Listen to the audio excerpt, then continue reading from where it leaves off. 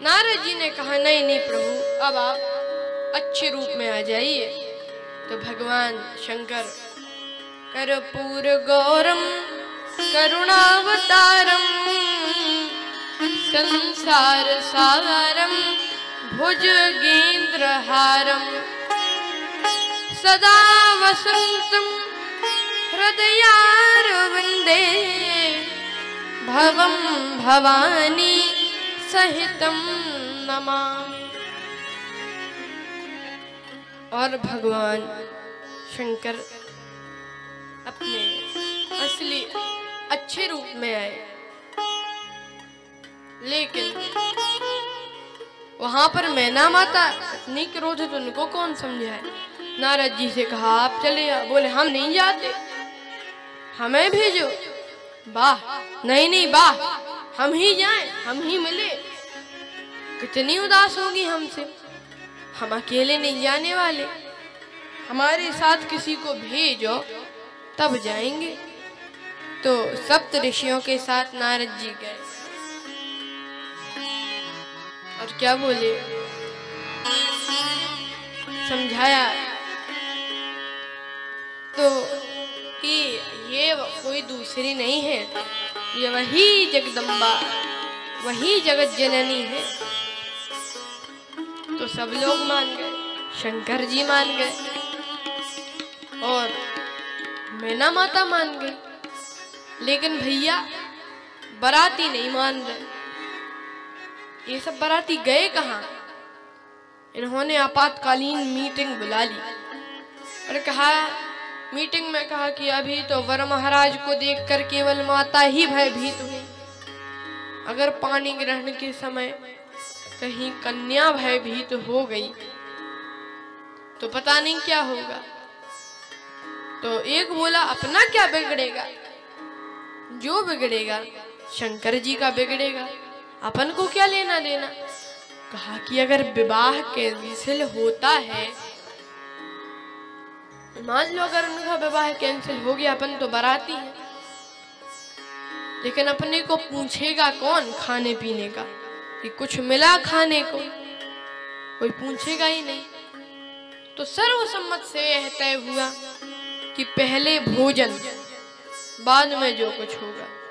बारातियों ने सोचा पहले खाओ पियो, बाद में जो होगा सो देखा जाएगा, कम से कम पहले भोजन तो कर ले ठीक से।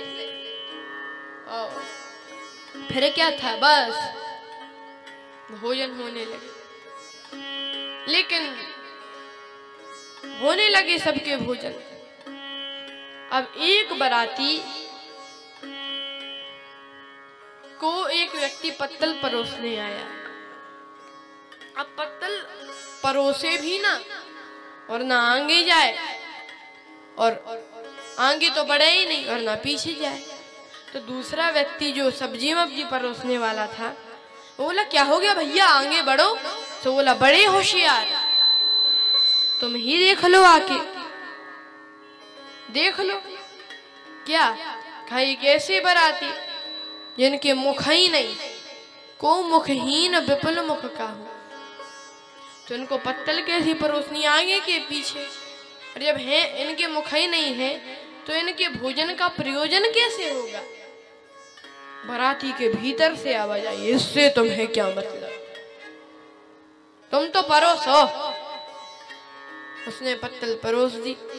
अगली बाराती के सामने फिर ठहर गया। कहा अब क्यों ठहरे, कहा विपुल मुख का हूं, इनके मुख ही मुख है, तो इनको कितनी पत्तलें परोसनी है। लेकिन जब सब लोग एकदम परेशान हो गए कि क्या किया जाए, तो सब खाना परोसने वालों ने, सब भोजन परोसने वालों ने पत्तलें रख दी। कहा जिसको जैसे और जो भी खाना हो, जिस ढंग से खाना हो खाओ, हम तो भैया नहीं परोस रहे। और मैं आपको बताऊं, ये जो बफर सिस्टम है ना, विवाह में बफर होता है, तो लोग बाग कहते हैं कि अरे जूठन उठाते हैं, जूठन खाते, सही नहीं है। लेकिन मैं आपको बताऊं, ये बफर सिस्टम तो शंकर जी के विवाह से ही शुरू हुआ है। ये बफर जब बारातियों ने सही कह दिया सबने कि खुद परोसो, बस हम नहीं परोसे। लेकिन एक व्यक्ति बोला, अरे बाराती तो परोस के खा लेंगे, लेकिन कम से कम दूल्हे को तो परोस के खवा दो। तो अब दूल्हे के लिए क्या, मालपुआ मोदक पुरी परसे सहित मंग, देखे दूल्हा वेश में 4 बराती संग।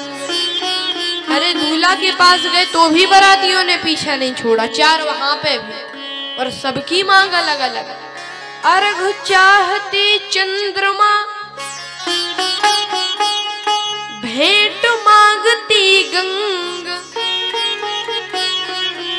भावे दूध भुजंग को भोला की प्रिय भंग। अब तो कहना ही क्या था, लेकिन भोजन हो गया। और मैं आपको बताऊं, आप पढ़कर देखना श्री रामचरितमानस में, श्री राम जी के विवाह में पंक्ति सबसे बाद में, और शंकर जी के विवाह में पंक्ति सबसे पहले। अब क्या हुआ, विवाह होने लगा, अब पानी ग्रहण का समय आया।